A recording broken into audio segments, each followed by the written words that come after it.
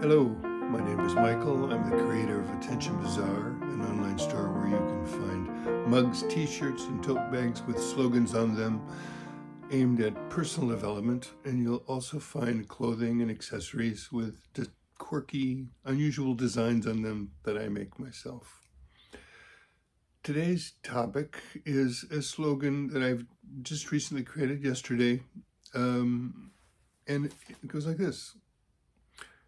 Discover what you love and care about deeply, and give yourself completely to that. Discover what you love and care about deeply, and give yourself completely to that. So why would I say such a thing?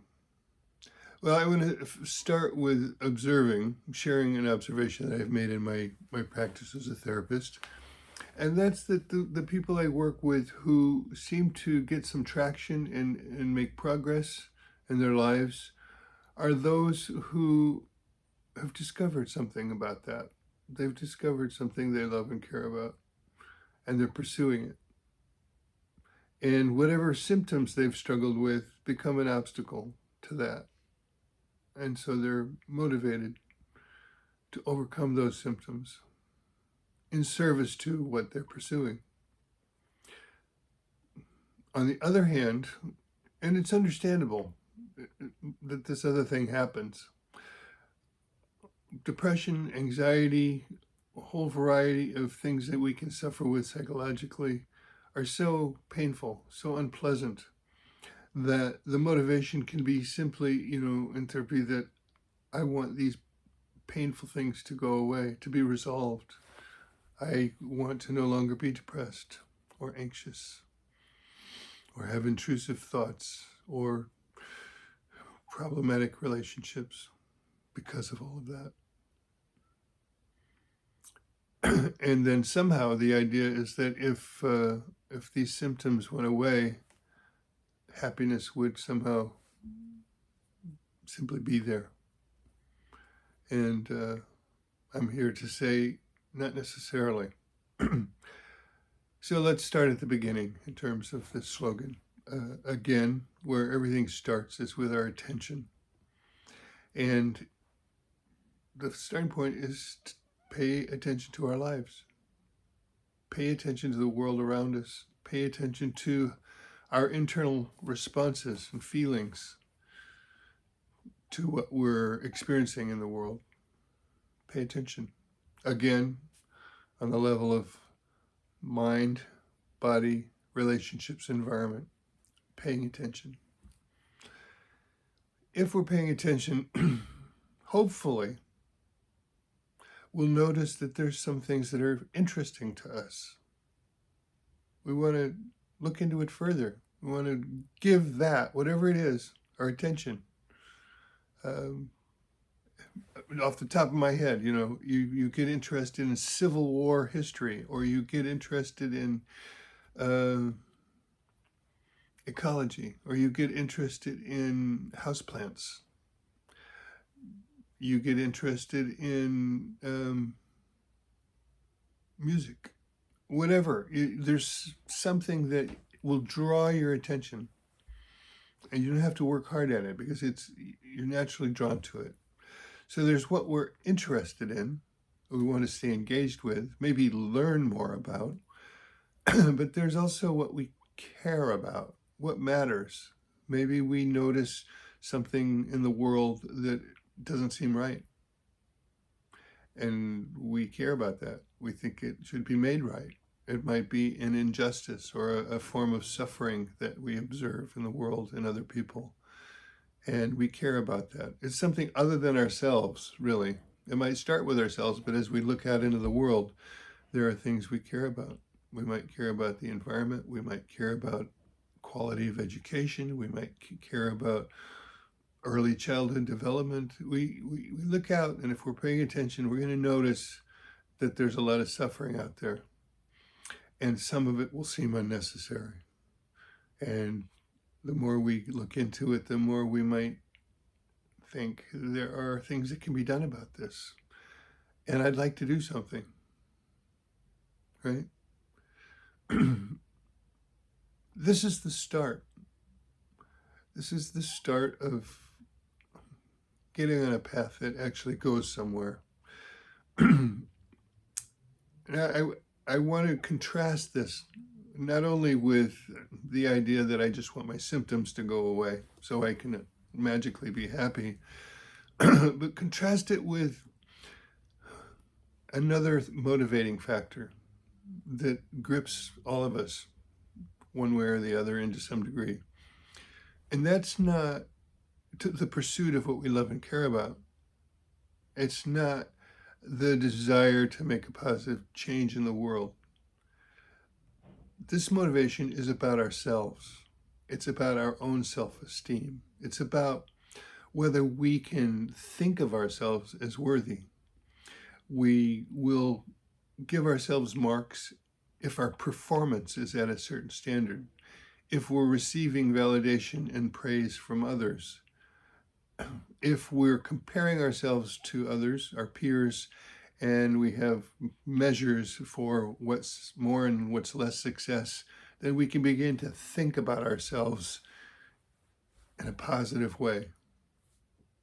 And we can pursue all kinds of things with that motive.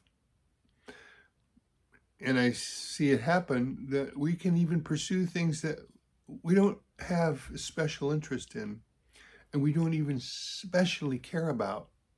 But if they provide the means to display our performance at a high level to the world and receive recognition and praise, and to be able to evaluate ourselves as somewhere up here compared to others, and we get paid, we may think we've made it.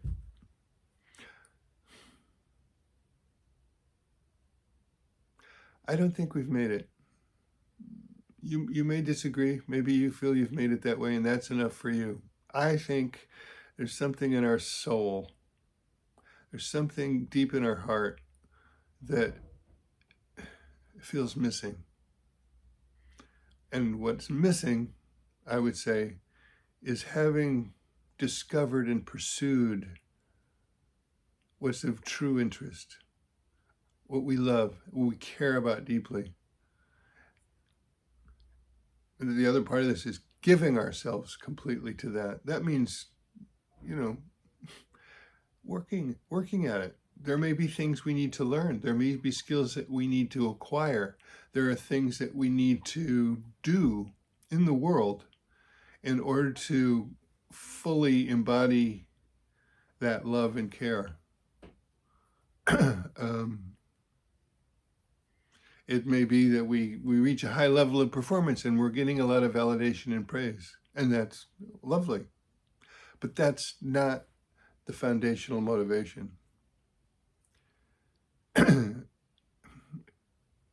I'd be so bold as to say that if we can't do that, nothing else is going to make a lot of sense or ultimately be very satisfying. And this happiness that we imagine would come if our symptoms were alleviated won't come.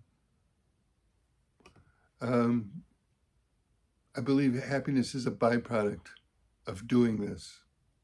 It's not something that we pursue. This is not my original thought. I'm sure you've heard this idea that happiness isn't a thing to pursue in and of itself. What we do is we pursue the things that we care about and love and give ourselves to.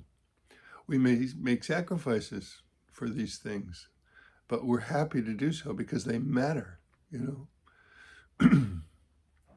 Think about, a parent who loves their child, who does all kinds of things in service to that child's growth. They love their child. They want to give themselves completely. It's worthwhile, even if it's stressful, even if it means waking in the night early on, or struggling with a teenager. It's our love and care that sustains us. And I think that's just one of the things we can love and care about deeply is our children, but there are many, many other things that are possible. I would never be presumptuous enough to say what anybody ought to love and care about deeply. It's not up to anybody to tell anybody else what that is. But what I am here to say is figure it out. Pay attention to your life. Pay attention to the people around you, to the events of your life, to things, to nature, to anything you come in contact with, and pay attention to how you respond. This will give you clues, and what you love and care about will emerge in your awareness. And then pursue it. That's a start. To start. Without that, I think most other things that I'll have to say in my videos will not make a lot of sense, or will not get anybody very far. It's not easy. It's not easy sometimes to know what we love, care about. I know that as I have asked people I work with this question, and they seem to draw a blank. It's a sad thing that we don't grow up being encouraged to figure that out. We grow up being told what we should be interested in, what we should care about.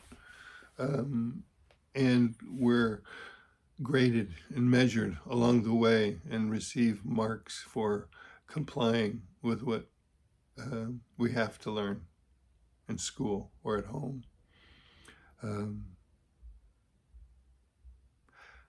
I'm not saying I would abolish all of that and not have there be school with subjects that need to be learned and skills that need to be established. I am saying that it's sad that we don't get enough of encouragement to pursue the things that we actually care about. We get discouraged from it. We're told it's silly, of little value, and get the message that if we do pursue certain things, we won't get support. We'll get ridicule, and so we drop it. We forget about it. We get older, and somebody comes along and asks the question, and there's a blank.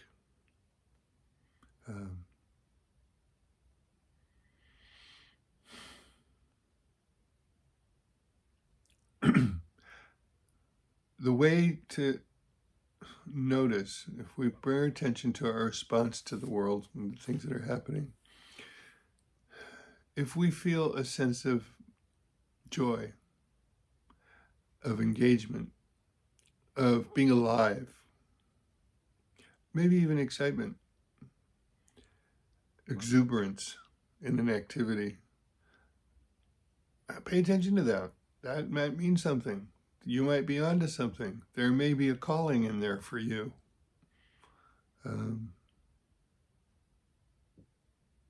Well, I think I would be rambling if I carried on past that point, so I will stop.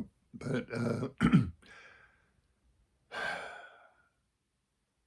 I wish for you to bring your attention to all the areas of your life and discover and feel what it is of great interest, what you love, what you care about.